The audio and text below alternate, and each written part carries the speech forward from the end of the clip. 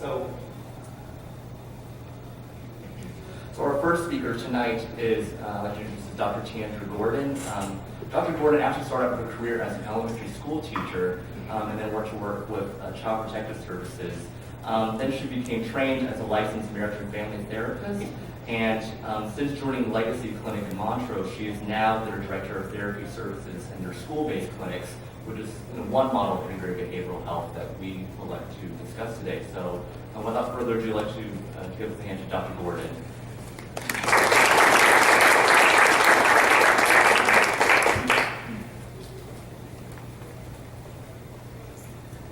Good evening, everyone.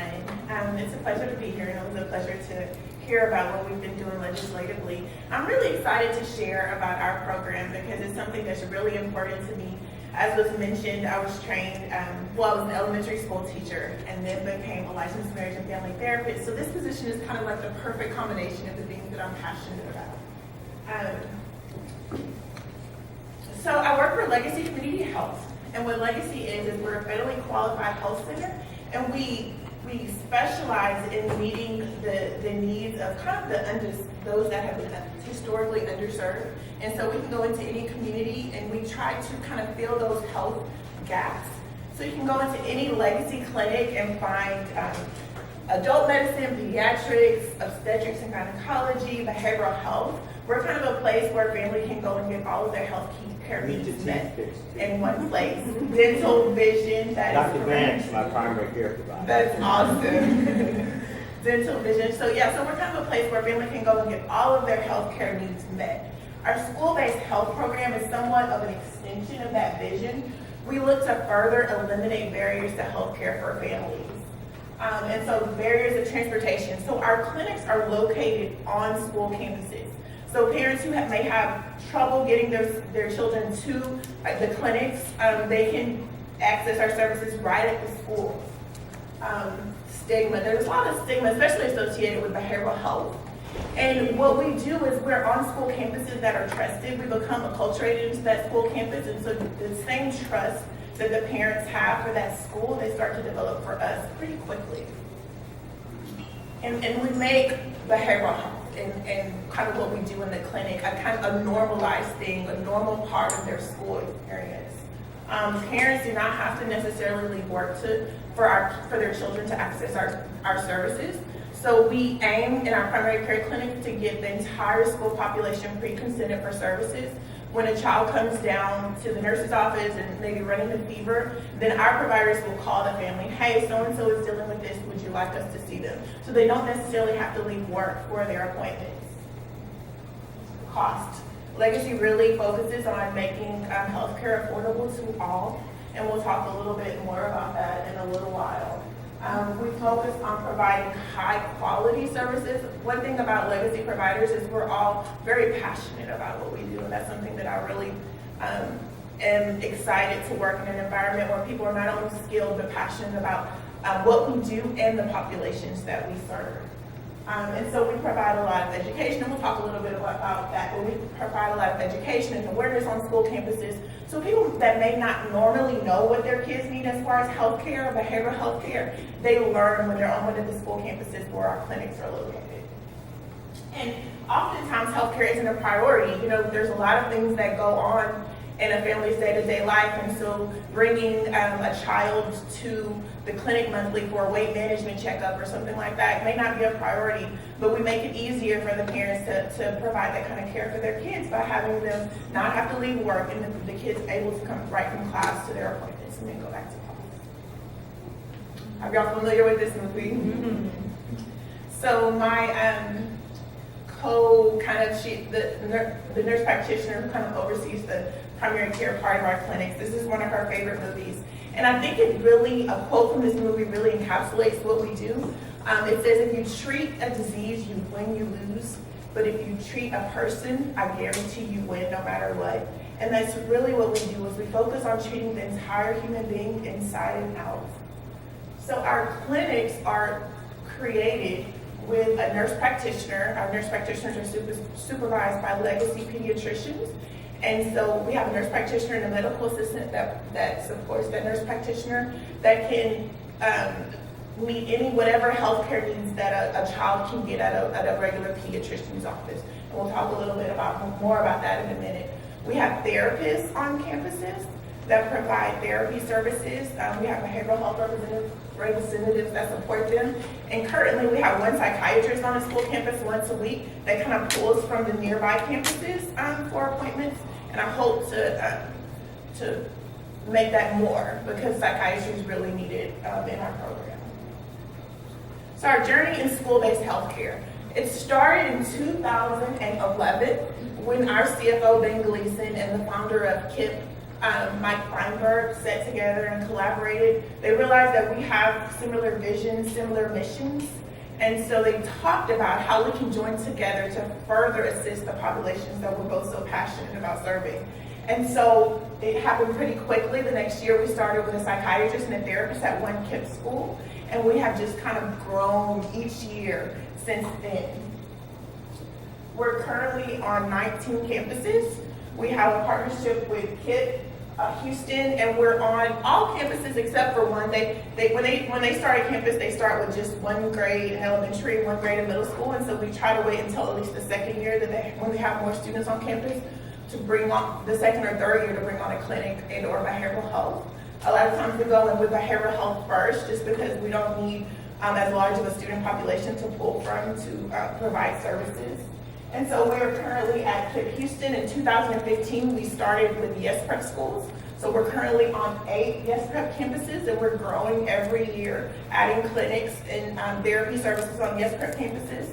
And this year we joined in with Crystal Ray Jesuit, and we have a behavioral health therapist on that campus as well.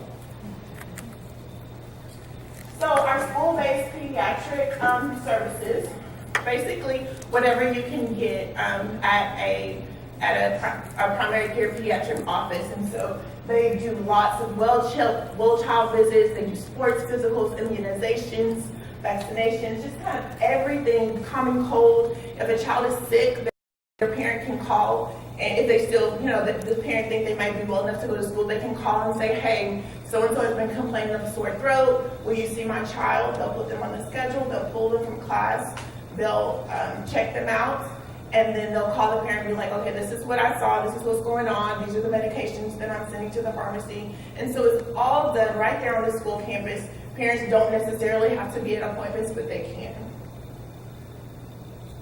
We have therapists, and so we employ licensed marriage and family therapists, licensed professional counselors, licensed clinical social workers who provide therapy services. And so whatever type of mental health issue, whether it's attention deficit hyperactivity disorder, oppositional defiant disorder, obsessive compulsive disorder, progressive developmental disorder, or whatever, on and on and on. All of those things, as well as family conflict. There was just a divorce, there was grief, whatever trauma, all of those things, we provide therapy services. And so some of the kids are somewhat transient, where they see us for a little while and then they start to do better and go back to class and kind of can stop therapy. And some of the kids we see for years, but we're there and we're supportive, and we do great work with the families. And so we provide individual therapy, family therapy, group therapy, just kind of whatever's needed in any given situation.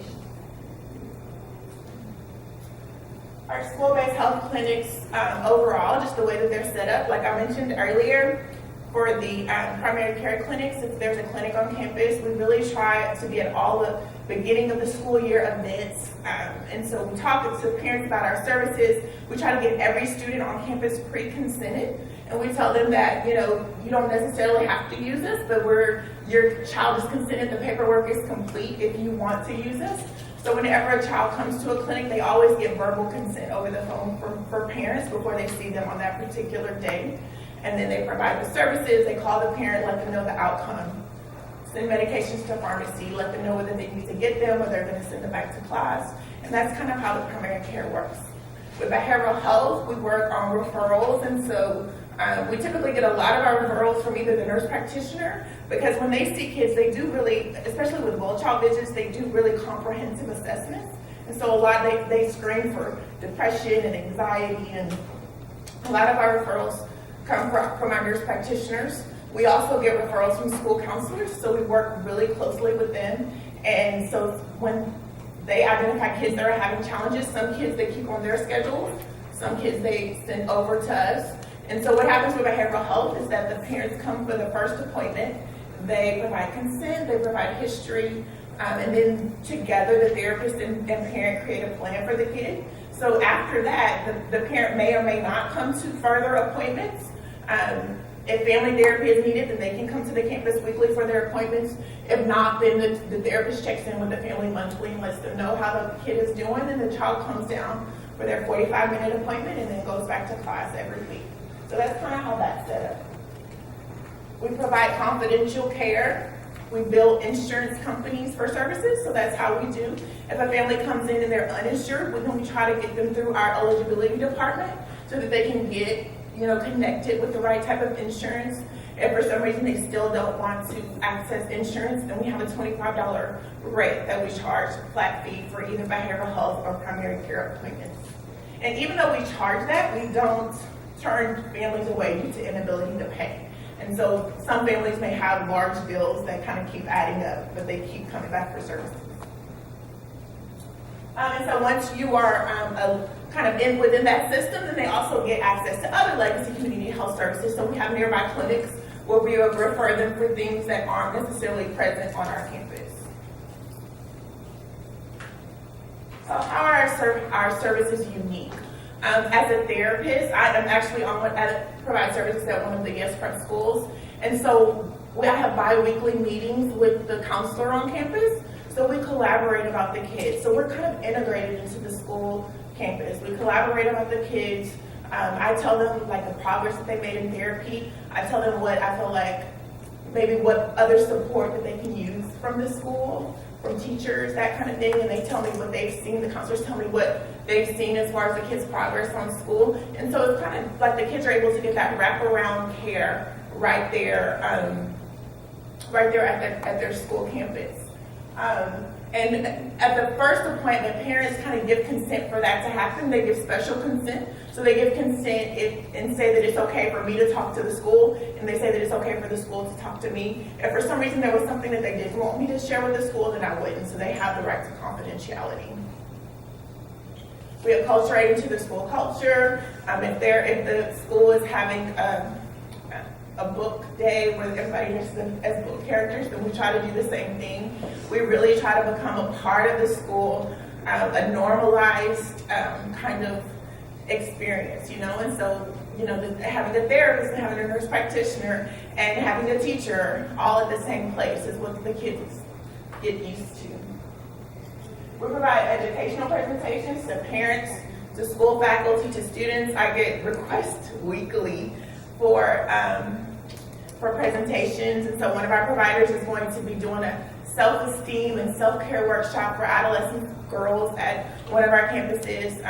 I constantly do parent education workshops at different campuses. Kind of whatever the school requests, we try to meet those requests and really provide that extra support and education to the parents, to the faculty, to the teachers. We train teachers on trauma, on what they can identify, how they can, on different behavioral health diagnoses and how they can identify those things in the classroom and how they can support kids that have those different diagnoses.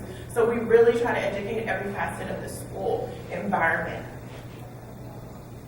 So our challenges, of course, with any program, with any collaboration, there's challenges. One thing that we've seen is that it's important to get buy-in as soon as possible to and so like when one of our programs and one of our collaborations, the collaboration kind of started at the administrative level, and I feel like the schools kind of felt like it was forced on them without a lot of understanding or background, and so that we experienced a lot of pushback. So one thing we've learned from that is that once we get the go-ahead at the admin level, bring the school leaders in as early as possible, share the vision, let them know who we are, let them know how we can support their students. And so the quicker and easier that we get buy-in on all levels, the smoother the transition is. Space can be an issue. We've had therapists who have gotten literal storage closets, but they've turned them into beautiful therapy spaces. And one thing that we've learned is that once the school values our services and sees how we're supporting them and sees what a benefit we are to their students, those spaces open up. And so space is always and often a challenge to begin with, but as those relationships deepen and develop, then we get kind of the spaces that we need to provide quality services. There's always logistical issues, and so like on our campuses, our clinic and our therapist is often located at the elementary school, and there's a middle school and a high school, and then we also serve and then come over to the elementary school for services. So there's always a challenge of getting kids from class to their appointments. Who's going to do that? And the way that we overcome that is to make it kind of unique at each school campus, allow everybody to have a plan, and are very flexible regarding how that happens. And we really try to work as a team and collaboratively with the school to get the kids to their appointments. Aligning to the school schedule. So Legacy is a 365-day-a-year, 12-month health clinic, and the schools are not. And so one thing that we've learned is that when the students are not in school, they don't necessarily come to the school for appointments. And so we've had to be really flexible in how we kind of employ our providers. And so we created 80% schedules, 90% schedules where the providers kind of work when the teachers are working and are out, when the teachers are out, and are paid accordingly. So we've had as an organization to be really creative, really flexible, but it's working. It's working after we kind of overcame the rigidness that was there to begin with and became more open to new ideas. And then limited staff. So I also provide services at our Montrose clinic. And if you come to see me at our Montrose clinic, then first you'll encounter the front desk staff, where you'll probably pay your copay, and then you might encounter a behavioral health representative who can answer any questions about scheduling and schedule future appointments. And then you'll come see me. I provide therapy services, and then they do everything else. Well, at the school, I'm the only legacy provider there. So I kind of do everything. We don't take money on campuses, but I do my scheduling, I answer all the questions, I do all the paperwork. And so our staff really has to be flexible and open and do a lot more than they would they had the support that they do at our clinics. So I think that our success has been, we've been successful. We've seen lives changed. We grow every year. We have people from all over trying to access our services.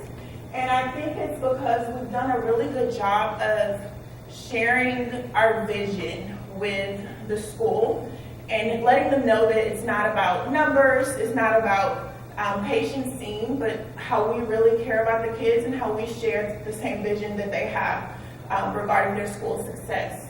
And we really learned to speak the school's language, from something as simple as, when I'm talking to school staff about students, I'm not calling them patients, I'm calling them students. And so just really being open to adjust, who we are and who we do things to join in that vision with the schools. Nurturing healthy and supportive relationships. So when they ask us for presentations, we really try to meet those needs. We realize that we're guests at the campuses, and so we try to be really good guests, and we try to be really valuable guests. And those things have really led to the success of our program.